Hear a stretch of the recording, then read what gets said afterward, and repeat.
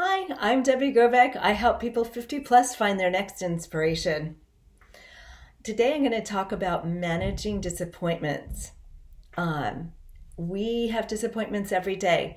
Sometimes they're not huge disappointments, most times they're just little disappointments.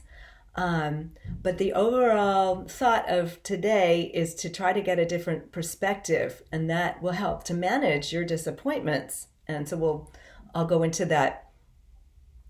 What happened is, and why I thought of this is something that happened recently. So, well, no, it wasn't so recently. It was Christmas. Um, I guess in early December, I read something really interesting. It was about a good things jar. Now, I've never heard of this. Apparently, this is something that lots of people do, but I'd never heard of this. And I thought it was an awesome idea. And I really wanted to institute that in my life. And what it is you fill a little slip of paper or whatever and put it in a jar or a box or whatever. But you write down a good thing or a few good things that happened to you that week. And in a year, you go back to what you wrote, and it helps you to be positive. It helps you to see, well, yeah, that happened, and look what happened out of that. And I think it's just a really, really cool thing. And it really goes along.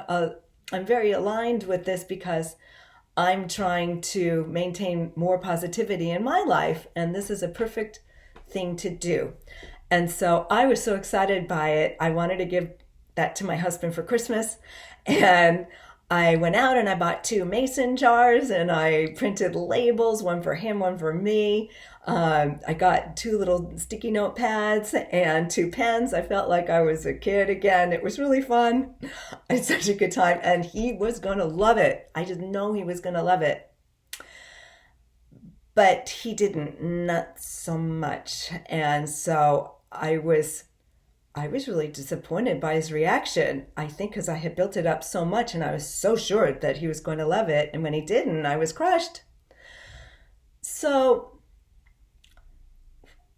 what happened there? I immediately put it on myself and started going down that rabbit hole of gremlin, inner critic, gremlin, um, that I just, I don't have good ideas. I am not an artist. Who are you thinking of having anything creative at all anyway? My husband and I don't communicate anymore. I mean, I just pulled everything with me. And I had to tell myself, I was like, stop. This is just not right at all. Um, I want to go through this with you, what I could have done, and which I did eventually do.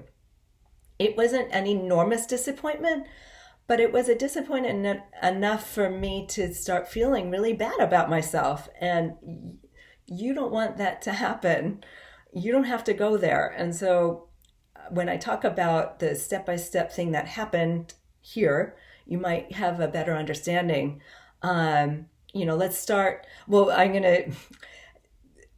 while I do this, you might hear a lot of coulda, woulda, shouldas, which is what I did my show about 2 weeks ago, how not to say, I could have done this, I could have done that. However, this is different because I use the coulda, woulda, shoulda in a learning capacity.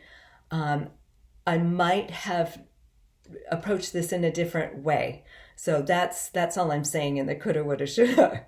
So starting with his reaction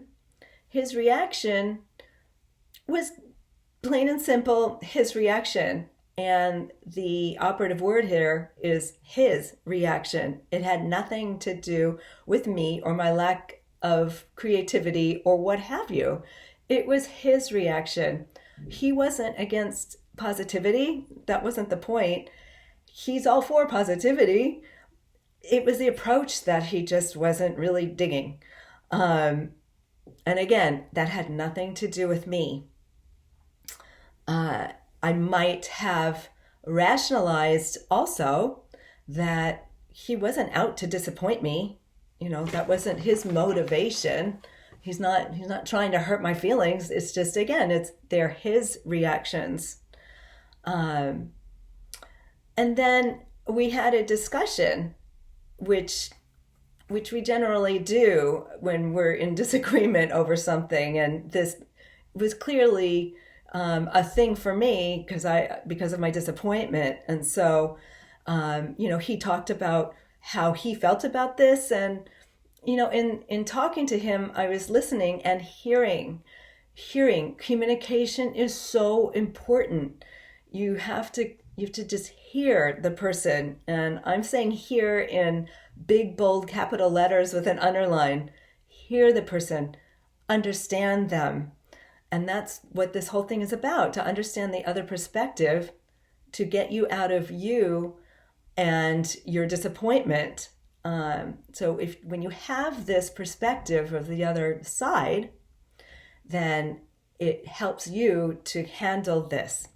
And so that's pretty much what I want to tell you. It's a really important message. And so if you institute this into your life with your disappointments, you might find yourself not getting as easily disappointed, going down the rabbit hole of gremlin, and just to really get a handle on it. So give that a try, and please go to my Work With Me page if you're having trouble getting a handle on your disappointments, and fill that out, and we can see how we can work together.